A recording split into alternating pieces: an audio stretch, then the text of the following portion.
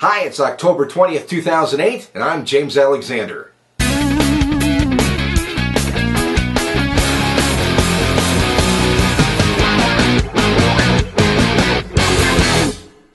Okay, this is a new series I'm going to be putting out. It's basically just me and my opinion on things that I see in the news, things that I hear people talking about, or things that just bother me in general.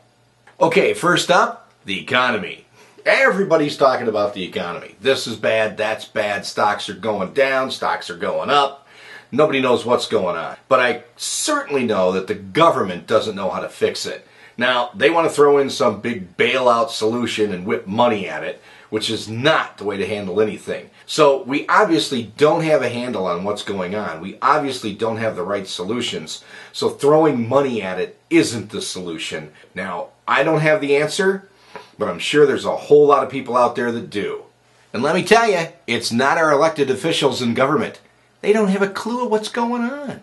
I had a boss once that told me he could get monkeys to replace all of the workers and they'd probably do a better job. I thought that was pretty stupid and ignorant on his part. However, considering the intelligence based in Washington right now, we could replace most of Congress with monkeys, and they'd probably pass more legislation. Which brings me to a point that I had, starting at the beginning, that I really didn't state. Don't re-elect the guy that's currently in office. Just don't vote for any incumbent. None. None. Anybody that's in office now, do not re-elect them. Knock them out of office. That's the way to get things done. Okay, but I hear the argument, Jim, it's a political process. It's really, really tough. Well, yeah, it would be. But you know what? We all started somewhere, and the people that founded this country, they weren't political people. New people in there are going to clean that place up. Because the guy that's there isn't getting the job done. It's that simple. It's gotten too big. It's gotten too lethargic. Rip out OSHA. Rip out the DNR. Rip out the IRS. You wonder where your money's going?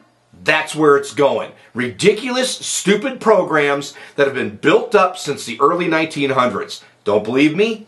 Just do a little research and you'll find it. Now, I had a buddy I got into discussion with the other day about the IRS, and for the most part, we both agree that the IRS sucks and we wish they were gone. However, his argument was, without the IRS, we couldn't build roads, we couldn't do anything, we couldn't have an infrastructure, we couldn't have this, we couldn't have that. To that kind of an argument, I say, bullshit. Because before 1900, before the IRS got instituted around 1916, we didn't have an IRS. We didn't pay taxes. So how did we get along before then? Just on donations from the French? No, I don't think so. Back in 1913, 1916, right in that area, is when the government gave up control of central printing of money. And they gave it to the central bank. And that, my friends, is the big problem. We eliminate the central bank. We give government back the responsibility of printing money. We don't have that issue of taxes and everything else. A little research, you'll find out what I'm talking about. Okay, so I kind of tied two topics together that I was going to talk about separately, which was the economy and government. Economy's not coming apart. We're going through waves. The economy does this just like any other thing. Up and down, up and down. It's just going to happen. You're not always going to have perfect times. You're not always going to have bad times. Just like you're not always going to have great weather, you're not always going to have bad weather. It's markets. It's the way it works. Okay, while I'm still on the topic of government, and probably pissing a lot of people off, let's go a little further. To the presidential race. Yes! Obama versus McCain. Both basically, as I would put it, two plates of shit. And what do you do with two plates of shit? Well, you kind of got to sniff each one and see which one stinks less, okay? And that's the one you got to vote for, because we really don't have any other choice. I mean, really, seriously, think about it. These guys don't really have a clue what's going on. I would think McCain would have a little bit more of a clue of what's going on in Obama. Now, I'm not saying that because I'm a conservative. I'm not saying that to piss Democrats off. I'm just saying, guy's been around a lot longer. He's been a war vet. Knows what it takes.